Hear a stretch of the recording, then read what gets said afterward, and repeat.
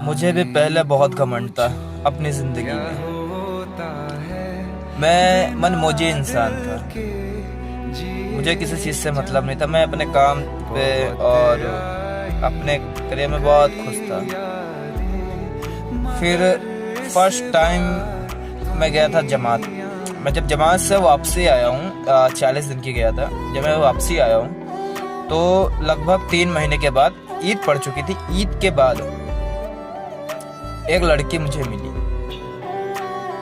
उससे मैंने जब देखा तो देखते ही मुझे मतलब पता नहीं क्या लगा कि हाँ, ये मेरी ज़िंदगी में फर्स्ट यही है। मुझे मतलब उससे एक तरफा मोहब्बत हो गई। मैंने उसे 2 दिन नोटिस किया, तीसरे दिन मैंने उसे प्रपोज भी किया। उसे जब मैंने प्रपोज किया तो उसने एक बात कही हमसे कि आप मुझे जानते हैं? तो हमने कहा नहीं, ऐसा तो कुछ नहीं है। तो उसने कहा तो यार आपने ऐसी हिम्मत कैसे की?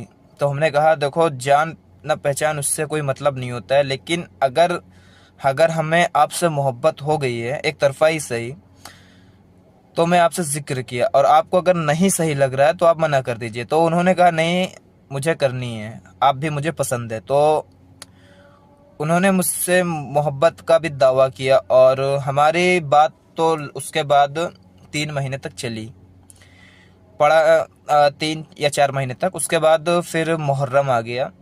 मुहर्रम की 10 तारीख को उसने मुझसे ब्रेकअप कर लिया और किस लिए किया मुझे नहीं मालूम है, ये भी बताया नहीं किस लिए किया।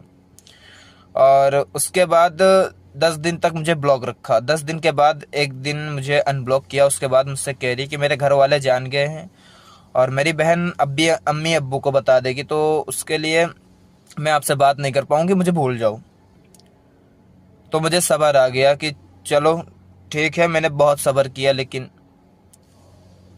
लेकिन उसके बाद फिर उसने जब दोबारा ब्लॉक कर दिया तो मुझे बहुत दिल पे। उसके बाद फिर अनब्लॉक किया। फिर उसके बाद कहा कि मैं तुमसे बात करे बगैर नहीं रह पाऊंगी, तुमसे मैं बहुत मोहब्बत करती हूँ, ये है वो है, ऐसा है वैसा है।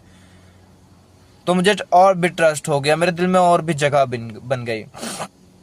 उसके बाद जब जगह बन गई तो उसके बाद ये हुआ, उसने लगभग 10 दिन तक मुझसे फिर बातें की। उसके बाद फिर मुझे ब्लॉक कर दिया।